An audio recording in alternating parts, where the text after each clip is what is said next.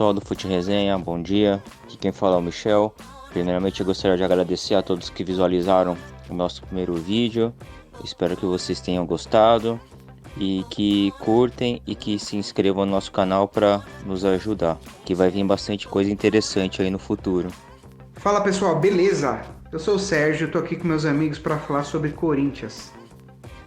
Fala galera do Fute Resenha, Dani de novo para falar do líder do Brasileiro 2022, que é nada mais nada menos o time que tá tendo o melhor futebol até agora no campeonato, só que não.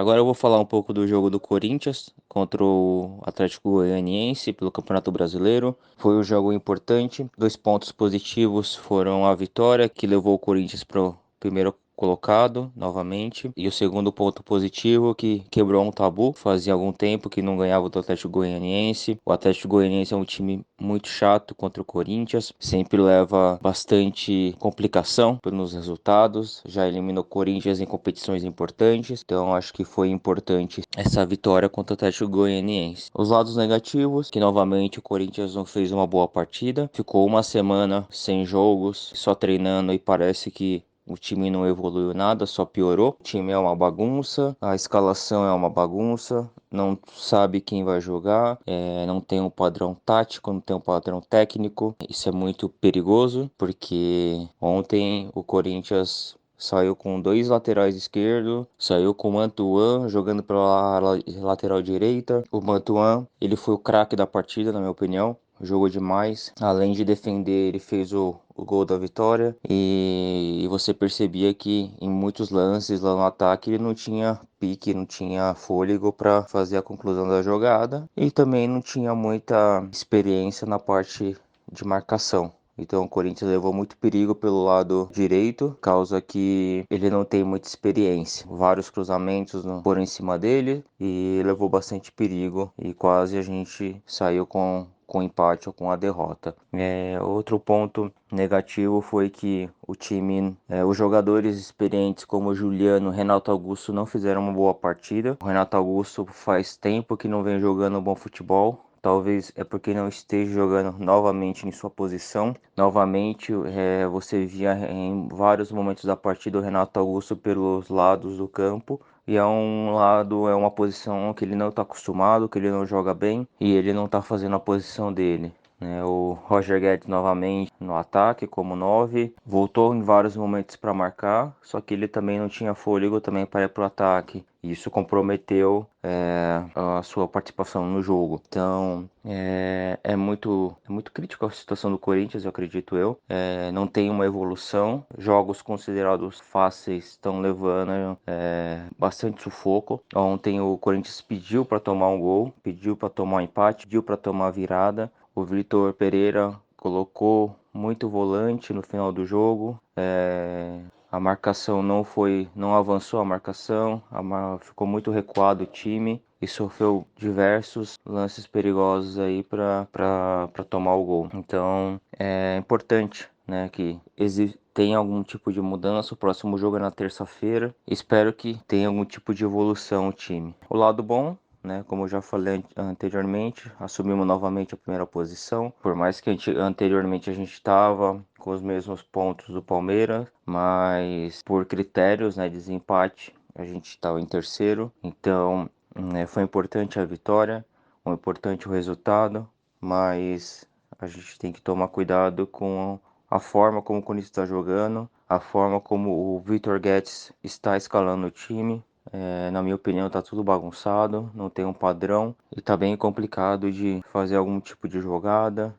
Parece que o time não treina, parece que cada um joga na posição que quer, na forma como quer, não tem um padrão de nenhuma forma. E vamos ver os próximos jogos, né? Tem ainda jogos do Palmeiras, do Atlético Mineiro, então vamos ver se o Corinthians consegue manter a liderança nessa rodada, mas precisa evoluir muita coisa. Outra coisa, o Cássio, para mim, ele jogou muito também. Por mais que ele não tenha feito uma defesa importante, mas você via que todos os cruzamentos, a defesa não mostrava confiança, então ele ia em cima da bola para afastar, né, o perigo. Ele não, nitidamente, ele não estava confiando no Bambu, né, que é um péssimo jogador, e até em alguns momentos ele foi para cima dos jogadores do Corinthians, né. Outro jogador que jogou muito bem foi o Piton, né, por mais que ele é bem criticado pela torcida, ele deu outro passe pro gol, e ele vem jogando bem. O forte dele não é a marcação, mas com o Fábio Santos, né, no lado esquerdo, ele consegue avançar mais e tá mostrando um bom futebol. O do Queiroz também vem jogando com muita raça, com muita vontade, e que se lapidar esse menino, eu acredito que ele vai ter um grande futuro no Corinthians. Mais uma vez o Corinthians mostrou esse ano que tem mais sorte do que juízo. Venceu o Atlético Goianense por 1-0, o gol do Mantuan, mas vou te falar, foi na sorte. E sorte de ter o Mantuan no ataque, porque em muitos momentos o Mantuan deixou muito a desejar na defesa. No começo do primeiro tempo ele deixava o lado direito do Corinthians totalmente aberto. Foi um Deus nos acuda total. Claro que num campeonato onde ninguém tá jogando bem, o Corinthians não seria exceção. É o líder, tá pontuando, pontuou fora de casa, é a coisa mais importante que tem para um time de futebol pontuar fora de casa, porque dentro de casa é mais fácil. Acredito que Vitor Pereira viu, fez questão de mostrar para todo mundo que o time do Corinthians não vai conseguir jogar no 4-3-3, uma linha de 4 defensores, principalmente com o Fagner machucado. O Corinthians tem que jogar com linha de 3 zagueiros, não tem jeito. Esse elenco tem que jogar com linha de 3 zagueiros. E o Corinthians terminou o jogo com todo mundo na defesa, porque é isso que tinha que fazer. Então, assim, essencial é entender o momento do campeonato, o momento do time, o momento técnico, e entender que Juliano, Renato, os medalhões não vão conseguir jogar juntos em muitos momentos. Então, assim, foi um desperdício ter Juliano e Renato no meio de campo. O time sofreu muito porque os dois não têm intensidade. O ideal é o que o Vitor Pereira já tinha percebido antes. Um dos dois em campo e o resto da molecada correndo por eles. Bem, o Corinthians jogou ontem contra o Atlético Goianiense fora de casa. Um time que o Corinthians já vinha numa fase meio complicada. Não conseguia ganhar do Atlético Goianiense nem em casa, nem fora nos últimos jogos. Saiu de lá com uma vitória, mas continua sem evolução, continua sem mostrar um bom futebol e sem agradar os torcedores. O jogo começou, os 10 primeiros minutos até que foi bom pro Corinthians, porém, depois só deu o Atlético Goianiense. Inclusive, eles tiveram até um gol anulado, que na minha opinião, se tivesse marcado o gol, ok. Se não tivesse marcado o gol, ok também, porque é lance milimétrico que precisou ir pro VAR. E nas linhas traçadas pelo VAR, foi confirmado um impedimento. Fora isso, o Corinthians não apresentou nenhuma chance de gol nos primeiros 30 minutos de jogo, até que saiu um cruzamento para a área, depois uma linda jogada do Queiroz, que esse daí é o único que está se destacando no campeonato até agora. Porque Renato Augusto e Juliano, que ontem jogou junto, inclusive depois de muito tempo, os dois jogaram juntos, mas incomparáveis do que eram no ano passado com o Silvinho como técnico. Os dois jogavam juntos, tinham um entrosamento entre os dois, dava para mostrar um futebol agradável. Porém, esse ano, tanto quando eles jogam separados, quando jogam juntos, que foi o primeiro jogo, acho que na era Vitor Pereira, que eles jogaram juntos, que também não mostrou absolutamente nada, né? E assim, vamos voltar agora desde a escalação. O Corinthians começou num esquema meio estranho, assim, aos olhos do torcedor e de quem sempre acompanha o Corinthians. Ele entrou com 3 zagueiros, com Fábio Santos sendo um terceiro zagueiro, mas no campo mesmo, quando começou o jogo, a gente percebeu que estava num 4-3-3, com o Piton de ala. Ala mais para ponta, né? Eu jogava mais no meio de campo para frente. Então vamos pôr mais como um ponta esquerda do que um lateral esquerdo. quando o Corinthians se defendia, ele era um ala. Quando o Corinthians atacava, ele era um ponta. Então, foi uma variação tática interessante, mas que dentro de campo mesmo não rendeu resultado algum. Na minha opinião, o time continuou sem mostrar poder de fogo. Como eu falei, os 10 primeiros minutos de jogo do Corinthians, beleza, marcou pressão, jogou direitinho, foi pra cima, mas acabou. Acabou, passou os 10 primeiros minutos, começou o jogo do Corinthians de sempre. Que não tem posicionamento tático, não tem uma jogada trabalhada, não tem uma tabela feita, não tem um lance de perigo. Até os 30 minutos o Corinthians não tinha dado um chute a gol. Aí saiu o gol numa jogada individual do Duqueiroz, que foi cortando todo mundo pelo meio de campo ali pra frente, até a grande área. Fez uma jogada ali que, vamos dizer assim, até que meio de salão ali, que ele passou no meio de dois zagueiros do adversário, tocou na ponta esquerda, Piton cruzou, e o Mantuan, que estava de lateral, né, ou ala, porque não deu para saber se ele jogava quando estava num 4-3-3 ou num 5-3-2, enfim. Foi um esquema meio estranho que o Corinthians entrou ali em campo, e aí o Mantuan entrou e fez o gol. Aí vamos lá por partes novamente. Roger Guedes novamente jogou como centroavante. Não fez uma boa partida, não, não foi útil para a equipe, né? E assim, teve umas horas ali no segundo tempo que, do mesmo jeito que eu achei que o gol tanto podia ser validado quanto podia ser invalidado, eu achei que o juiz pecou muito ali, porque o Roger Guedes realmente estava apanhando bastante ali da zaga do Atlético Goianiense e o juiz nem falta marcava. Tudo bem, ele forçava em algumas horas, forçava, mas realmente o contato sempre vinha, não ombro com ombro. Era um contato que o zagueiro do adversário dava nas costas dele. Na minha opinião, era falta e o juiz mandava o jogo seguir. Só que o Roger Guedes acabava parando na jogada. Aí volta a bater naquela tecla lá do Vitor Pereira, que ele não é útil para a equipe, porque ele não volta para marcar, não ajuda no setor defensivo, por isso que ele não era escalado nos últimos jogos. Fica bem difícil esse ajeitar os dois, né? Porque o Vitor Pereira reclama que ele não volta para marcar, que não ajuda na marcação, que ele não escala o Roger Guedes por esses detalhes. E o Roger Guedes reclama de sempre jogar como centroavante, que não é a posição que ele prefere.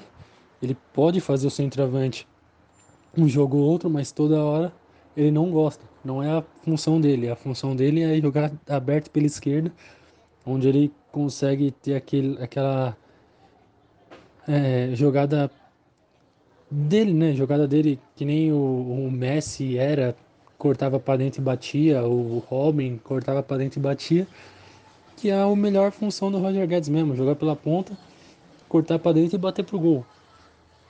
Tanto é que no jogo que ele jogou nessa posição, ele conseguiu fazer 3 gols contra o Avaí. Porém, jogando como centroavante, ele não consegue segurar a bola na frente, não consegue fazer um bom jogo. E aí cai nessa pilha aí, né, entre os dois. Que o Vitor Pereira reclama que ele não volta para marcar e o Roger Guedes reclama que ele não consegue fazer um bom jogo porque não é a posição dele.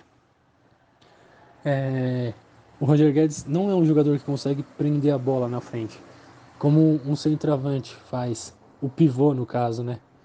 Tipo, que nem um Jô faz. O Júnior Moraes também, ele, pelos poucos jogos que eu vejo dele, ele não é um jogador que consegue prender a bola na frente, talvez por isso o Vitor Pereira escalou ontem o Roger Guedes como centroavante. Realmente sentindo a falta do Jô. Mas o que eu penso?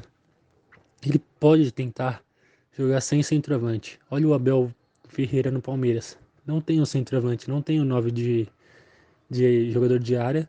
Ele improvisa ninguém lá. Ele joga sem ninguém lá. Então, assim, é difícil defender tanto o Roger Guedes quanto defender o Vitor Pereira, porque acaba jogando um contra o outro. Mas vamos voltar agora a falar do campo. O Corinthians no primeiro tempo não teve chances reais de gol, só o gol mesmo. No segundo tempo também teve uma hora que jogou como time pequeno. Aí agora eu vou fazer um comparativo, não me levem a mal, mas Abel Ferreira, quando começou no Palmeiras, todo mundo chamava ele de retranqueiro. Mas ele ia lá, cumpria com a função dele, ia lá, fazia um gol e se fechava lá atrás, conseguia a vitória. Beleza, o que é importante é os 3 pontos e sair com o jogo ganho. Ontem o Vitor Pereira fez exatamente a mesma coisa. Ah, nossa, hoje o Abel Ferreira é o melhor técnico do Brasil, concordo. Porém, o Vitor Pereira tem que começar. O Abel Ferreira, quando começou no Palmeiras, foi muito crucificado por causa desse é, lance de fazer um gol e se retrancar. Foi cansado, ficou cansado da imprensa batendo nele, dos próprios torcedores pedindo a cabeça dele por jogar dessa forma, como time pequeno, mas os resultados estavam aí. E hoje ele é um cara que mudou totalmente o estilo de jogo dele e é o melhor técnico do país. Então, assim, o Vitor Pereira tá começando o trabalho dele no Corinthians. A gente tem que dar tempo pro cara também. Sei que não é da noite pro dia que tudo vai fluir bem. Concordo que com o elenco que o Corinthians tem, o futebol que o Corinthians apresenta já era para ter melhorado. E a gente vê que quanto mais fica sem jogar, teve a semana inteira sem jogo, só para fazer um treinamento, para voltar melhor. O Corinthians não conseguiu mostrar em campo um futebol de agradar os olhos, mas saiu de lá com a vitória, com os 3 pontos, e isso é o importante. Ainda mais porque voltou a assumir a liderança, sabia que tinha o duelo direto entre Atlético Mineiro e Palmeiras, que acabou ficando 0-0, o que favoreceu porque o Corinthians está com 18 pontos, os dois ficaram com 16, já abriu 2 pontos de vantagem para o segundo e para o terceiro colocado. E assim, os próximos jogos do Corinthians, eu acho que eu já passei a sequência aqui, jogos teoricamente fáceis. Então assim, quanto mais conseguir aproveitar esse momento, vai ser melhor para o Corinthians. Então assim, agora é hora de pegar, dar uma disparada no campeonato, porque a hora que começar a pegar clássico, pegar uns times mais fortes, que nem Flamengo, Atlético Mineiro, a gente sabe que vai complicar um pouquinho. Então, assim, o principal é fazer o papel dele.